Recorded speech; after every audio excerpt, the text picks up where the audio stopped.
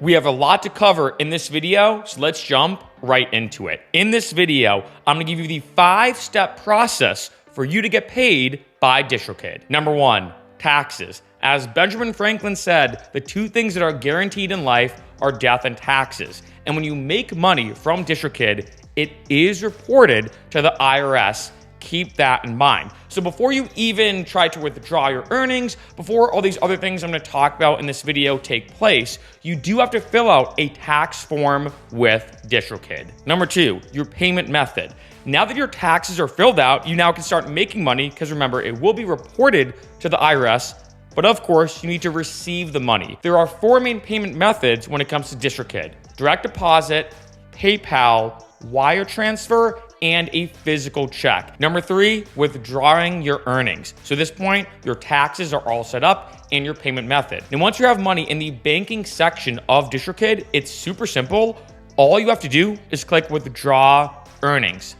That's about it. It's that simple. One thing I do want to say, depending on your payment method, there is a minimum threshold, meaning the amount in your banking section has to be above a given amount. So for example, for direct deposit or ACH, it's minimum $1. As you can imagine, it's only $1, so not too bad, but depending on your payment method, keep in mind you will have a minimum threshold. Number 4, how long does it take to get paid? I'm going to spend some time on this because this is the biggest question of them all. I feel like a lot of this is pretty straightforward, like the first 3 parts, but how long does it actually take for you to get your money? It's mainly a 2-step process. Now, first off, let's say someone buys or streams your new album, your single, EP release, whatever, on January 1st. Typically, it takes about 2 to 3 months for that money to appear in your banking section on DistroKid. In my opinion, this is the most frustrating right when you sign up and start releasing with DistroKid. Once you get that ball rolling, you'll be consistently paid, but in the beginning, keep in mind, it's gonna take the longest, if that makes sense. Because let's say if someone, again, streams, downloads, buys, whatever, your album on January 1st, that money will appear in your banking section anywhere between maybe the end of February, maybe sometime in March, or potentially in the beginning of April. Again, it's a 2 to 3 month delay. Now, once that money is in the banking section of your DistroKid account, you then click withdraw earnings, like I just mentioned, and then at that point, it takes anywhere between 1 and 14 business days for that money to appear in your account. For me personally, I'm gonna be honest, I find it takes anywhere between 2 and 3 business days once you click withdraw. They probably just say 14 days just in case there is a big holdup, like say there's something going on, like say they're really backlogged, whatever the case is, but keep that in mind that it should take about 2 to 3 business days once that money does appear in the banking section of your account. So overall, again, starting back with that example, like I said, your album gets streamed or bought or whatever on January 1st, you're looking at about the end of February at the earliest. Sometime in March is most likely, or the beginning of April, for that money to appear in your account from the time it gets purchased. Then the money appears in the banking section of DistroKid.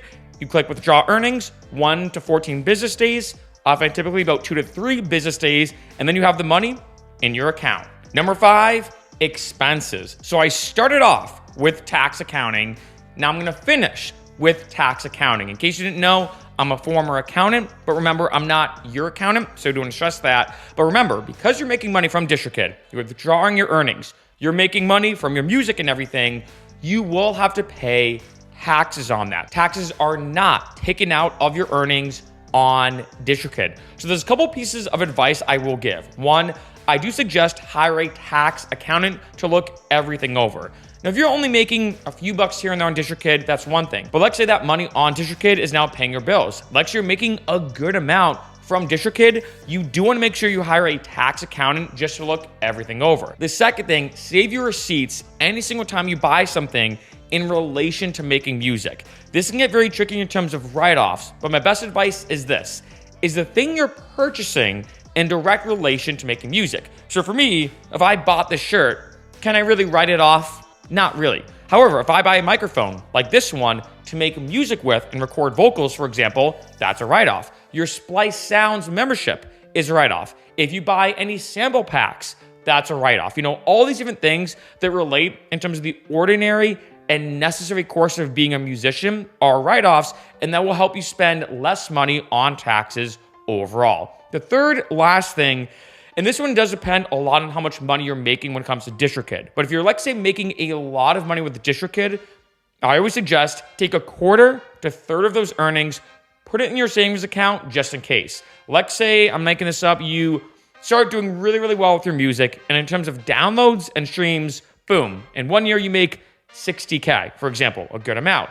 I suggest saving anywhere between $10 and $20K because your write-offs can only do so much, and more likely than not, you're gonna owe money. This is something to keep in mind. Now, when it comes to tax accounting, these are only 3 quick tips. I did do an entire video all about tax accounting for musicians. I have a link listed below to it in the description, or it's appearing here right now. Make sure you watch that video, because if you're serious about music and you want this to be your full-time lifestyle, you will be paying taxes on your music. So keep in mind, taxes are gonna be inevitable.